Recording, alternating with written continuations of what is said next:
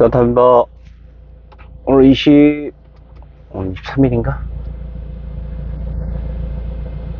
네, 10월 23일. 현재 시각 5시 52분. 꽤 쌀쌀해요. 외기 온도가 찍히는 거는 13.4도 찍히고요. 전전날 비가 그냥 전반적으로, 그죠? 꾸준하게 왔어요. 강수량이 꽤 되는 걸로 알고 있고, 일교차도 클 뿐더러, 새벽 오늘 아마 역대급으로 가장 경기 서울권으로 오늘 많이 추울 거로 예상이 돼요. 다행히 바람은 불지 않습니다. 바람은, 그래서 느끼는 체감 온도는 덜 하겠죠. 예. 항상 어떤 본인이 가지고 있는 아주 건강한 루틴, 그죠? 우리들 흔히 얘기하는 건강한 루틴들을, 반드시 하나 이상은, 자기가 실행을 해서 실천을 하는 모습이, 내일 세상이 뽀개지더라도, 그런 어떤 인간이 가지고 있는 무한한, 그죠? 어떤 그런 자기만의 어떤 의무, 내일 지구가 뽀개지더라도 자기가 가지고 있는 건강한 루틴을 지키는 자가 아마 자기의 어떤 그 이후에도 후회하지 않는 삶이었다라고 기억을 할 거라고 생각을 합니다. 혹시나 여러 가지 운동이라든가 도서, 요즘 좋은 거 많잖아요. 난 수영을 그렇게 좀 하고 싶더라고. 그러니까 이게 모드가 두 개야. 정신 쪽에서는 수영을 참 하면 좋다는 거 아는데, 제대한 다음에 제가 훈련, 3개월인가 6개월인가를 그 오금동에 있는, 성파구 오금동에 있는 그 스포츠 센터에서 했어요. 96년 무렵에. 근데 그때, 그러니까 처음에 했을 때 어떤 그 이미지가 상당 기간이 이게 형성이 되는 것 같아요. 결론적으로 말하면 수영을 나가기 너무 힘들었어. 수영이 가지고 있는 어떤 체력에 대한 어떤 수은 기능은 너무나 잘 알고 있는데, 그리고 거기서 오는 건강한 게 몸매 같은 게 너무 보기 좋은데, 그때 그 티처가 너무 강하게 한 것 같아. 대부분 다 여자였는데 나만 남자여서 그랬는지 너무 힘들었어. 솔직히. 하는 거 아니고, 요즘에 이런저런 정치는 이제 더 이상 보고 싶지 않다는 생각이 들 정도로 혐오스럽다. 그런 부분에 대해서 그 부분에 대해서 그냥 가름을 하고 싶어요. 정치 참 혐오스럽죠. 누가 누구를 낳았다고 하는 건지 모르겠어요. 자신이 가지고 있는 어떤, 그 말도 안 되는 어떤 무속신앙, 그거는 어디서 많이 들었던 내용이에요. 조상신을 모시고, 이런 부분이 있잖아요. 박완서님의 오래된 농담을 보면 관련된 내용이 상당히 이해할 수 있는 내용이 있어요. 벌써 그런 부분은 사회 곳곳에 있는 책 좀 읽는다는 사람을 통해서 퍼져나가고 있는데, 저도 한 4, 5년 전에 우연찮게 그 책을 읽게 됐는데, 새 초등학교 동창회 처음으로 했던 어떤 자신들만의 농담 어린 한마디를 가지고 이야기를 풀어나가는 건데, 사회 곳곳에 있는 어떤 비리를 은유적으로 들춰내는 내용인데 상당 부분 실화를 바탕으로 했다는 거를 우리는 알고 있어요.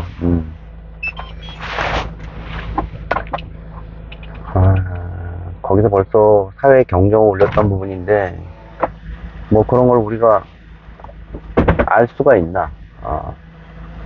소설 속 어느 기업에서나 이루어지는 아주 우스꽝스러운 뭐 기업 내 사주에 기업 내에 있는 사주의 어떤 개인적인 종교적인 어떤 취미생활 정도 가풍 정도로 이해했던 부분이 상당히 곤혹스러워졌죠. 저는 의미에서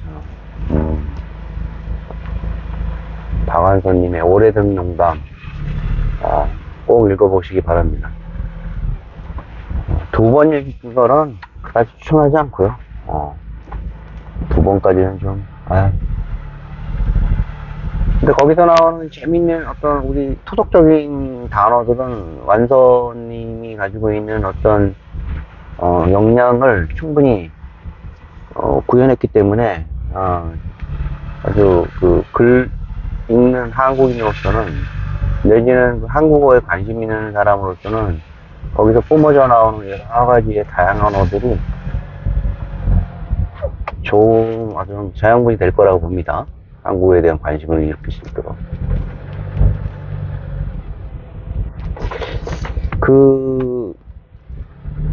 이런 쾌감이 또 있는 것 같아요.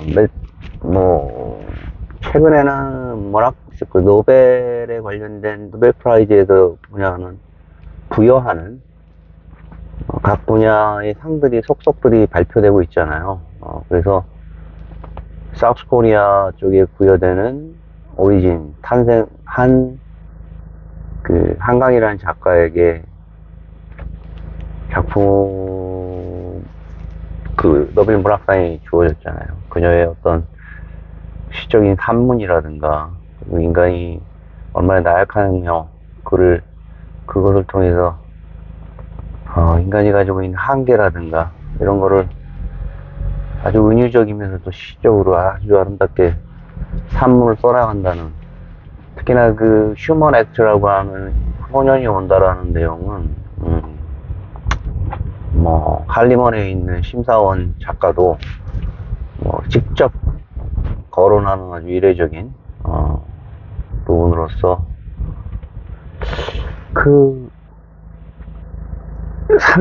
2년 전에 이제 아침에 저는 주로 이제 책을 좀 읽는데 1시간가량 각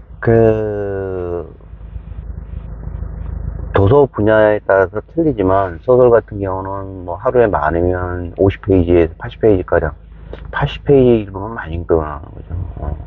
그리고 비문학 책 같은 경우는 15페이지, 20페이지 정도 읽어나가면 많이 읽어나가는 거잖아요. 권력과 진보라는 어떤 미국에 있는 경제학자가 쓴 책이에요.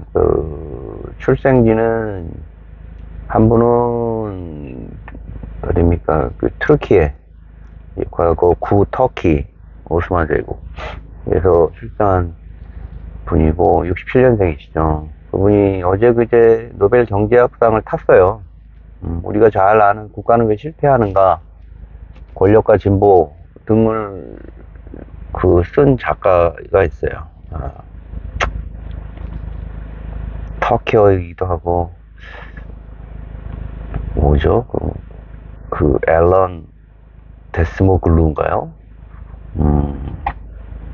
이름이 참 외우기 쉽지 않은데, 책도 이름하고는 틀리게 굉장히 흥미로웠어요. 당시에 읽을 때 와 하는, 그러니까 어떤 인류사에 있어서 발견된 기술의 사회적인 독점, 우리가 흔히 얘기하는 이런 권위주의에 의해서 핸들링 되는 기술이 어떻게 그 인간 그 조직 내에서 불평등하게 이루어지고 있느냐 라는 부분의 비판, 그러므로 인해서 사회 각 분야에서 나오는 어떤 그쪽에서 보면 이제 기랑 권력이라는 부분도 나오는데, 권력에 기존의 권력에 그 대항할 수 있는 사회적인 분위기가 건강하게 형성돼야 되는 그런 부분이 있어야지만 인류 보편적인 아름다운 향유가 이루어질 것이다. 그런 이유로 인해서 중국과 이런 부분에 대한 어떤 권위주의 등을 비판하는 대표적인 그 뭡니까 저항학자죠. 어떻게 보면 폴리페서까지는 알지만 그분이 노벨 경제학상을 수상을 한 거예요. 뭐 공동 수상이긴 하지만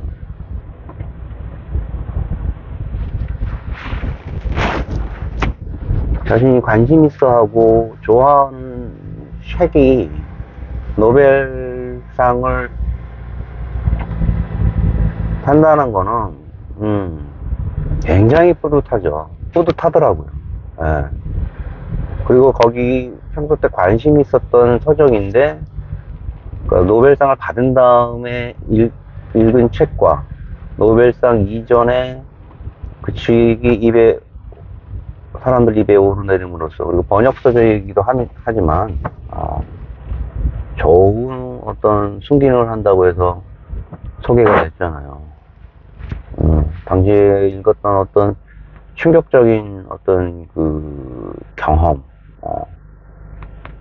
그 중에 하나가 그 미국에 있는 노예제도 하에서 당시에 끔찍한 노예제도의 하에서 발견되었던 제면기, 즉 목화에서 실을 뽑아내야 되는 아주 지난한 작업을 그 이전에 그 제면기가 발견되기 이전에는 인간의 노동으로 대체했는데, 그 부분이 바로 우리가 잘 알고 있는 노예, 그 슬레이브라고 하는 거의 슬레이브와 같은 지위를 가진 사람들의 무상 임금을 통해서 왜곡된 경제 구조를 통해서 제면기가 발견됐으나 그들에게 돌아가는 어떤 적절한 경제적인 보상은 뭐 거의 무의미할 정도의 보상이었잖아요. 제면기가 발명됨으로 인해서 몇천 배에 달하는 노동 생산성이 증가했다는 보고가 있었어요. 그럼에도 불구하고 그 경제 구조에서 가지고 있는 평등에 관한 부분은 간과되었던 이유가 여타 국가에서 이랬던 예를 들어서 영국의 그 증기기관이 여러모로 국부를 증가시킴으로 해서 영국 국민 전반에 걸쳐서 평등한 경제 구조를 가지는데 기여를 했다고 본다면, 제명기 같은 경우는 미국에 있어서 왜 그런 역할을 하지 못했느냐라는 부분은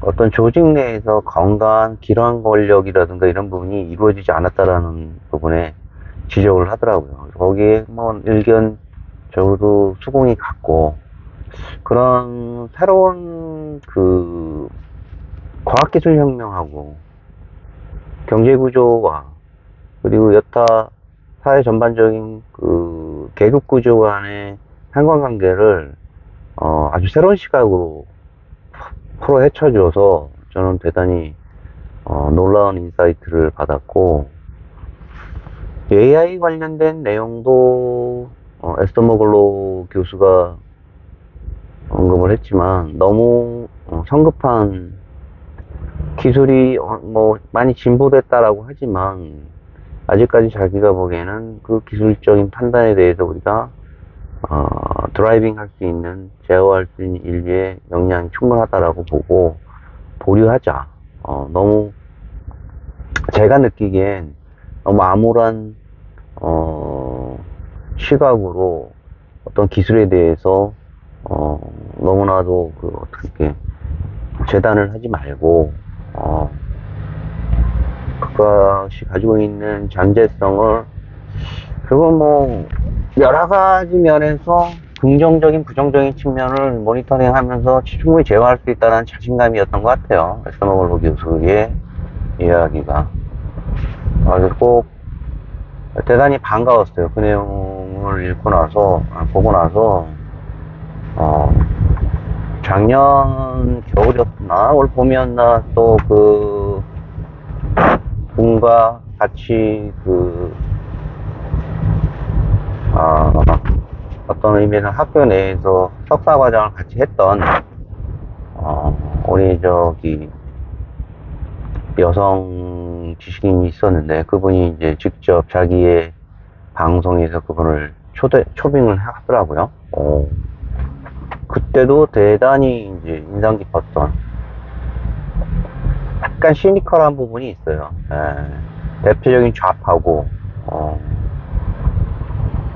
하지만 이제 그런 부분에서 오는 좌파이긴 하지만, 뭐 좌파가 가지고 있는 어떤 사회진보대가 어떤 의미로 이끌어 나가야 되는 미래지향을 이제 보여준 거였잖아. 그래서 대단히 흥미로운 당시 인터뷰를 보았던 기억이 납니다. 비 꽤 많이 오네. 비 쏟아질 것 같습니다, 또. 이상입니다. 6시 6분. 이제 뭐 거의 새벽이, 낮이 짧아지고 있네요. 밤이 길어지고 있고.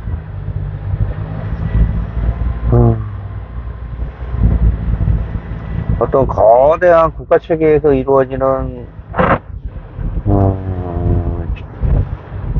소식들이 우리 귀에 이제는 더 이상 안 들어올 수 없는 어떤 시스템이 있잖아요.